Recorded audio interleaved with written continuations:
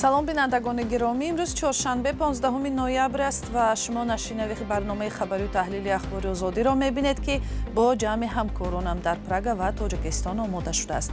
Таваҷҷӯҳ кунед ба унвони мавзӯъҳои барномаи имрӯза. дар ҳоле ки нирӯҳои исроилӣ беморхонаи шифои ғаззаро иҳота кардаанд, аввалин мошин бо маводи сӯхт аз Миср ба ин минтақа ворид шуд. мақомоти Тоҷикистон мегӯянд ҳамла ба саҳифаҳои корбарон дар шабакаҳои иҷтимоӣ аз хориҷа роҳандозӣ шудааст. ҷабрдидаҳо бовар надоранд. бисёртар аз шикаста шудани системаҳои ё провайдерон шаҳодат медиҳад ё маркази ягонаи коммутатсионӣ. дар ҷавоб ба коҳиши таваҷҷӯҳ ба таҳсили олӣ, президенти Тоҷикистон санҷиши савияи дониши омӯзгорону мудирони мактабҳои миёнаро талаб кард. пеш аз ҳама мактабҳое ки умуман дохил нашуданд ё паст аст, омӯзгоронро имкон аз фанҳои худашон кунанд.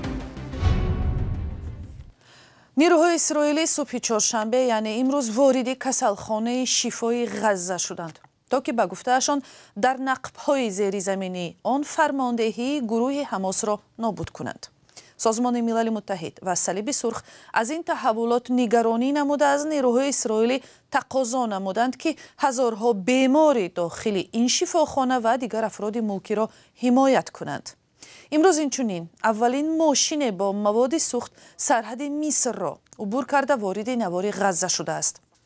исроил иҷозат дод ки 24 000 литр сӯзишворӣ ворид шуда дар ихтиёри созмони милали муттаҳид дода шавад. баъди ҳамлаи бесобиқаи Ҳамос ба Исроил моҳи октябр ки 1200 нафарро кушта бар ҷой гузошт, Исроил гуфт амалиёти низомӣ то замони нобуд кардани гурӯҳи террористии Ҳамос ва озод кардани 240 гаравгон идома мекунад. вазорати беҳдошти Ғазза ки аз ҷониби Ҳамос идора мешавад, аз кушта шудани 11320 нафар хабар додааст. рӯзҳои ахир дар Тоҷикистон бархе аз корбарони шабакаҳои иҷтимоӣ аз ҳамлаҳои рахнагарона дар саҳифаҳои шахсии худ шикоят доранд. онҳо мегӯянд бехабари онҳо аз ҷумла паёмрасони телеграмашонро нафарони ношинос ё рахнагарон қуфлшиканӣ карда онро идора мекунанд. мақомот гуфтанд аз ин шикояти муштариён огоҳанд ва барои муайян кардани манбаи аслии ин ҳамлаҳо талош доранд. гузориши ҳамкоронам Сарвинози Рӯҳулло ва Барот Юсуфӣ. чанд рӯз қабл саҳифаи хусусии Одили Нозир, хабарнигори тоҷик, дар шабакаи паёмрасони Телеграм вақти корӣ ба таври мармуз якбора тағйир ёфт. дертар маълум кард ки саҳифаашро дар Телеграм шикастанд ва тамоми маълумоти ҳифз кардааш дар ин паёмрасон пок шудааст. чун ман серташвиш будам, натонистам ки даромада ҳамун вақт пешгирӣ кунам. ман бояд ки ҳамун вақт пешгирӣ мекардам.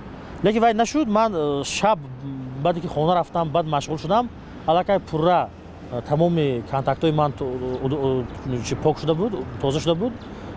тамоми гурӯҳҳое ки ман дар унҷо аъзо будам ҳамаш нест шуда буд ва ба ҷои акси ман аксам надоштам, ба ҷои ҳамун аксе ки дар аватарка мемонанд ё ки дар история мемонанд, акси як духтарак пайдо шудагӣ буд ва аз номи ҳамун духтарак гӯё ки ба одамҳое ки ба ман тамом ношинос ҳастанд, эълони рекламаи вай мерафт. рекламаи кадом меҳмонхона ё ки фирмаи туристӣ, ҳамин хел реклама мерафт ки ман аллакай дига пешраш гирифта натонистам.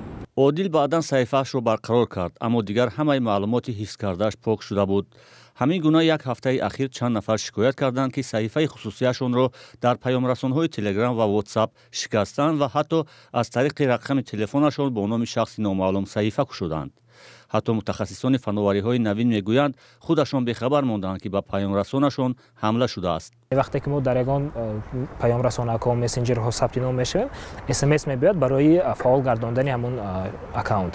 лекин вай смс чӣ гуна ба нафаре меравад ки ба телефони мо дастрасӣ надорад, чӣ гуна ба нафаре меравад ки ва чӣ хел дастрасӣ пайдо кардааст ба ҳамин смс, ин як саволи кушод аст ки бисёртар аз шикаста шудани системаҳои ё провайдерон шаҳодат медиҳад ё маркази ягонаи коммутатсионӣ. برخی کاربران شبکه‌های اجتماعی که پیام‌رسان‌هایشان رخ نشده است شکایت دارند که بیشتر مشتریان شرکت موبیلی تیسل هستند، ولی این شرکت در شرح یکی از کاربران در فیسبوک چنین پاسخ داده است: چنین حادثه در تاجیکستان به وقوع آمده است. فروختن سیم کارت یک نفر به نفر دیگر وجود ندارد. به مثل آن که به نفران غیر اجازه دسترسی پیدا کردن به رقم سیم کارت دیگران ناممکن است. خدمات علاقه تاجیکستان هم از سر زدن حمله‌های خکری به پیام‌رسان‌های مشتریان آگاه است و مسئولانش میگویند مشخص کردن منبع حمله را شروع کردند. ما کاربری داریم در شرکت‌ها و شرکت‌ها دویم در این کار. این یک هفته زیاد شد همی خکرس که اتک و دیگری. این از خارج کشور است. مسئول خدمات علاقه به مشتریان توصیه می‌دهد که هنگام پیش آمدن چنین حالت‌ها سری وقت از احتیاط کار بگیرند و رمزهای خود را از چشم دیگران پنهان نگه دارند. در گذشته موردهای رخنه شدن صحیفه‌های کاربران در فیسبوک در تاجیکستان ثبت شده بود.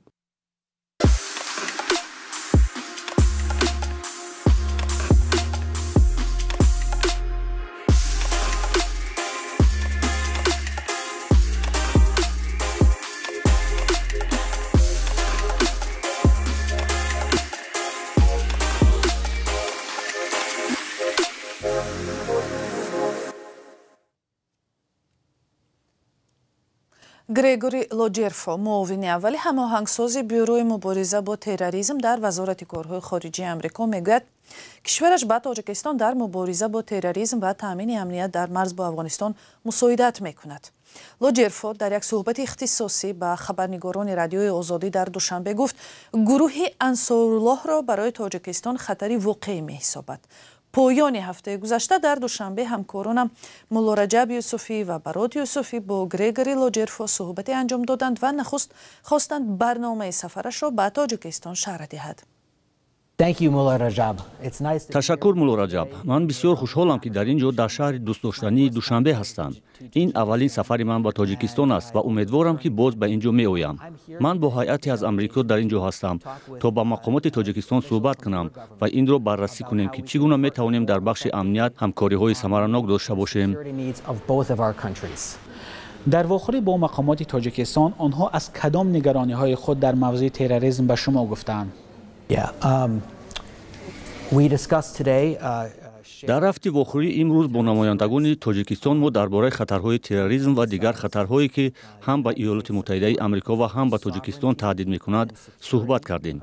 این چنین درباره دستگیری ایالات متحده آمریکا عاید صاحب اختیاری تاجیکستان صحبت کردیم. همکاری ما با تاجیکستان بهتر می شود و تقویت یافتن همکاری های ما در اساس باوری به یکدیگر می باشد. بیایید درباره موضوع تروریسم و خطرها از افغانستان صحبت کنیم. به گفته مقامات تاجیکستان در یک سال اخیر گروه انصارالله 2 مرتبه مرز تاجیکستان را عبور کرده تلاش کرد در داخل تاجیکستان عملهای تروریستی انجام بدهد. اما برخی ها به این شبهه دارند. به نظر شما خطر گروه انصارالله و یا دیگر گروه های تروریستی از افغانستان به تاجیکستان تا کجا واقعی به نظر می رسد؟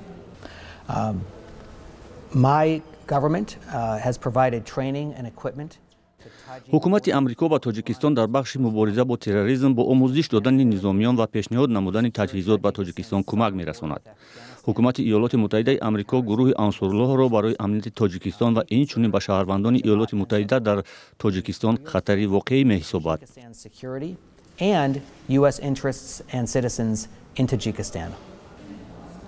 دولت آمریکا درباره گروه انصارالله چه معلوماتی بیشتر دارد؟ بهادی ما در اساس همکاری ما با شریکان ما در تاجیکستان می باشد. آن معلومات هایی که ما از آنها می گیریم آن را معلومات درست می شماریم. بینندگان عزیز، شکل کامل مصاحبه با گریگوری لوجرفو به زودی در سامانه رادیوی آزادی با نشان azadi.org و همین صحیفه آزادی ویدیو پخش می شود. برنامه را پی میگیریم. تحلیل های مقامات در تاجیکستان نشان میدهد که مکتب های عالی این کشور امسال فقط 53% پر شدند، یعنی کمی بیشتر از نصفشان پر شده است. مثلا طور تحلیل های پیشکی نشان میدهد فقط در پولکی بودن تحصیل نیست، جاری شدن قاعده خدمتی حتمی در ارتش و هم صفت پست دانش از مشکلات گفته می شود که تحصیل دانشگاهی را در چشم جوانان تاجیک جذاب نمی‌کند. آیا این حالت راه حل دارد و چرا نظام تعلیم در دانشگاه‌های تاجیکستان به اصلاحات نیازمند است؟ در این باره گزارش سروناز روح‌الله و اسکندر فیروز. مسئولان وزارت معارف و علم تاجیکستان میگویند پس از انتخاب پرزیدنت درباره کم شدن تمایل داخلشوی جوانان به مکتب‌های عالی از حساب متخصصان این وزارت مرکز ملی تستی و آگنتی نظارت در ساحه معارف گروه مخصوص کاری تأسیس داده شده است. هدف از تشکیل این گروه کار این پیش از همه معین کردن مؤسسه‌هایی میباشد که شاگردان آنها به مؤسسه تحصیلات عالی کسبی داخل نشدند یا اینکه در برگزاری المپیادهای جمهوری و المپیادهای سطح بین‌المللی دیگر آزمون‌های جمهوری که با سرپرستی از وزارت سلامت ملی پیشنهاد برگزار می‌گردند نتیجه‌های نظررس یا خود نتیجه ها نشان ندادند. امامعلی رحمان رئیس جمهوری تاجیکستان 1 سپتامبر سال جاری ضمن شرکت در تجلیل روز دانش در دانشگاه طبی دنقره از تمایل داخل نشدن جوانان به مکتب‌های عالی شدیداً انتقاد کرد. وی از جمله خواست که نسبت مدیران چنین مکتب‌ها به اصطلاح خود پرزیدنت چاره‌اندیشی کرده شود و معلمان این مکتب‌ها مورد امتحان قرار داده شوند. چند نفر ختم کرد؟ برای چی اشتراک نکردن؟ هست. و اشتراک کردگی ها ولی برای چی پس گرفتن؟ از کدام نوعیه؟ از کدام شهر؟ کدام مکتب؟ گیرید تعلیم گیرید آموزش چاره‌جویی کنید. پیش از همه مکتب‌هایی که عموما داخل نشدن یا پست است آموزگارا را امتحان از فنهای خودشان گیرید. از فنهای خودشان. راهبران مؤسسه‌های تعلیمی حتما دیده برآمدن در کار. وقتی نتیجه ندارد برای کی در کار؟ مشکلات در ساحه معارف تاجیکستان از مدت‌ها قبل به موضوع داغ جامعه تبدیل شده است. اما باری اول است که رئیس جمهور کشور با چنین لحن تند مشکلات عرصه را مطرح می‌سازد. این همچنین بیانگری آن بود که آگنتی نظارت در ساحه معارف از سطح کسبی آنها قناعتمند نیست.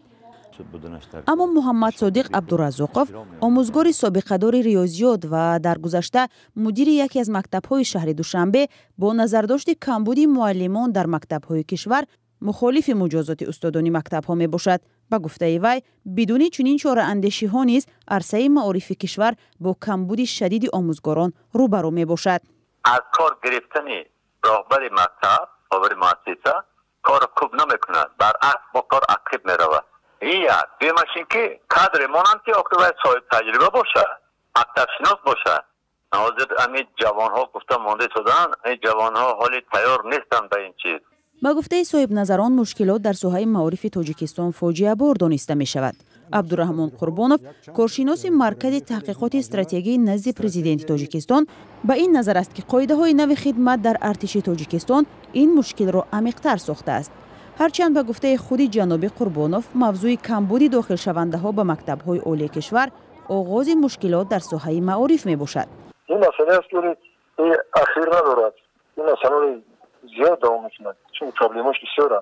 ما آموزش می‌داریم، ما در نقشه می‌شل داریم. آموزش می‌داریم، باز شاید باید سری این مسئله بداره. باز صحبت می‌کنیم. ظاهر کمبودی هستند که باید که موارد بسیار تحلیل آموزشی بسیار دقیق قرار گیرند. مرکز ملی تستی تاجیکستان قبلا اطلاع داده بود که نقشه قبول داوطلبان به مکتب‌های عالی کشور در سال جاری همگی 53% اجرا شده است.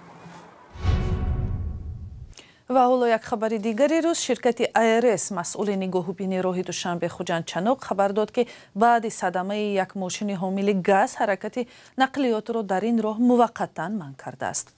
حادثه امروز در کیلومتر 27 راه و در حدود ناحیه ورزاب رخ داده است. و بینندگان ارجمند در همین جا برنامه به پایان میرسد. سپاس که تا این لحظه ها با ما بودید. خبرهای از این بیشتر را همیشه میتوانید از سامانه رادیوی آزادی و صحیفه های ما در فیسبوک و اینستاگرام، تیک تاک و تلگرام و یوتیوب ادناکلاسنیکی پیدا کنید. خدا نگهبان شما.